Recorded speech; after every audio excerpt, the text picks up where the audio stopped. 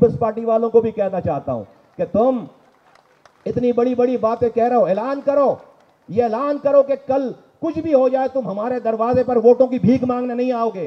तुम्हारे बड़े आते रहे हमारे हमारे दरवाजे पे वोटों की भीख मांगने, और आज इतनी बड़ी बड़ी बातें कर रहे हो, आज हमें तरह तरह के ताने दे रहे हो।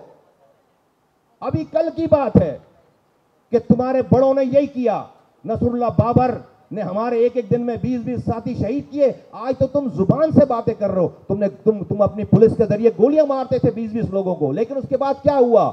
जरदारी साहब को हमारे दरवाजे पर आना पड़ा, और हमारे पास आने से पहले शोदा कब्रिस्तान में जाकर सारे शहीदों के कब्र पर खड़े होकर माफी मांगी है पहले, फिर हमारे दरवाजे पर आए। तुम्हें फिर हमारे दरवाजे पर आना पड़ेगा। अगर इतने मर्द के बच्चे हो तो ऐलान करो कि हम आज के बाद से एमक्यूएम के दरवाजों पर नहीं जाएंगे। एमक्यूएम नहीं गई किसी के दरवाजे पर, तुम आते हो हमारे दरवाजों पर और अभी बड़ी बड़ी बातें करते हैं। तो तकलीफ इसलिए है कि आज जिन पख्तूनों को इस्तेमाल कर सकते थे, जिन बलोचों को हमारे खिलाफ इस्तेमाल कर सकते थे, जिन सिंधियों को हमारे खिलाफ इस्तेमाल कर सकते थे, पंजाबियों को, आज वो सारी कम्युनिटी हमारे साथ है। आज देखें, पीपल्स पार्टी को हमसे जीतने के लिए बॉयकॉट का सहारा लेना पड़ रहा है।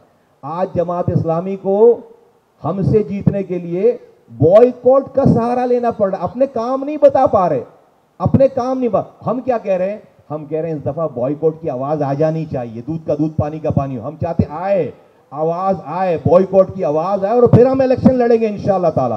बॉयकॉट की आवाज आए और उसके बाद हम चाहते हैं कि बॉयकॉट की आवाज आए, तो ताकि एक दफा ये क्लियर हो जाए, सारा हिसाब किताब जो है वो क्लियर होना चाहिए।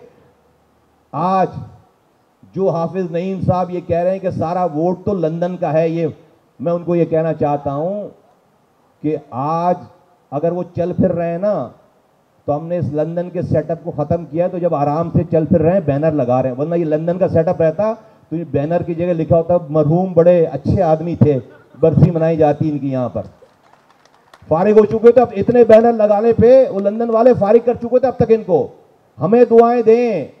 इस शहर में 22 आदमी मरता था रोजाना, रंग नस्ल जुबान पे। जितनी देर से आप यहां बैठे हो ना, अभी तक कॉल आ चुकी होती है आप सबको अपने अपने घरों से, कहां बैठे हो, टीवी पे चल रहा है फलां जगह फायरिंग हो गई, 2 मर गए, 4 मर गए। ये हशर था, एक दिन में एवरेज 22 आदमी मरता था। ये जो हाफिज नईम साहब बहुत बड़ी बड़ी बातें कर रहे हैं, ये हमारी दी हुई अमन की खैरात पे बात कर रहे हैं, वरना अपने घर से निकलने के काबिल नहीं होते।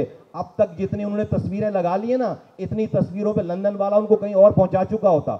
बरसियों की तस्वीर लग रही होती फिर ये। तो जरा जुबान संभाल कर बात करें। आप गार्जियन हैं, आप कह सकते हैं कि किरदार आपका मसला भी, आपका बेटा तो जो है वो हाजी नमाजी होना चाहिए। आप जो है वो अल्लाह माफ करे, जो है आपसे कोई पूछे नहीं कि आप क्या कर रहे हो। नहीं भाई, जैसा आपका किरदार होगा वैसी आपकी फॉलोइंग होगी घर के अंदर।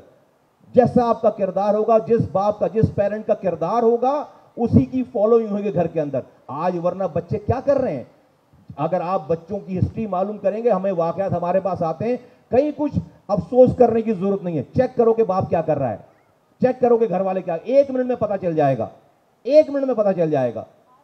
तो ये हमने बड़ा अजीब फैशन बना रखा है कि नहीं भाई वो पॉलिटिशियन है, वो तो उसका जाती मसला है, वो घर में कुछ भी करे। अबे फिर घर में ही रहे ना, फिर लीडर क्यों बनता है। पाकिस्तान में किसी को इतनी मेजॉरिटी नहीं मिलने वाली कि वो अपने वोटों पर वजीर आजम बन जाए। उसको हमारे वोटों की जरूरत पड़ेगी, उसको हमारे वोटों की जरूरत पड़ेगी। अब वो जब जरूरत के तहत हमारे पास आएंगे तो हम उनसे वजारत नहीं मांगेंगे, हम उनसे जो है वो एडवाइजरी नहीं मांगेंगे। हमारे पास ये मुसवदा तैयार है, हम उनके सामने ये मुसवदा रखेंगे, उनके वोट और हमारे वोट मिलाकर चलो असेंबली खुलवाओ, आईनी तरमीम पेश करो। उससे क्या होगा कि इस मोहल्ले की गलियों में इख्तियारात और वसाइल आएंगे, आपके मोहल्ले में पैसे आएंगे, आपकी गलियों के पैसे आपके मोहल्ले के किसी आदमी के पास होंगे। ये काम हम करना चाहते हैं, पूरे पाकिस्तान में आईनी तरमीम लेकर आना चाहते हैं। और दूसरी बात यह कि हमारा नौजवान 65% हमारे पास यूथ बल्ज है, हमारी आबाद। दुनिया में जापान आप जाओ तो वहां पर प्राइमरी स्कूल्स बंद हो रहे हैं क्योंकि वहां पर यूथ नहीं है। उनकी आबादी जो है वो यूथ पर नहीं है। कनाडा की आबादी यूथ पर नहीं है, ऑस्ट्रेलिया की आबादी यूथ पर नहीं है। ये दुनिया एक ग्लोबल विलेज है आज।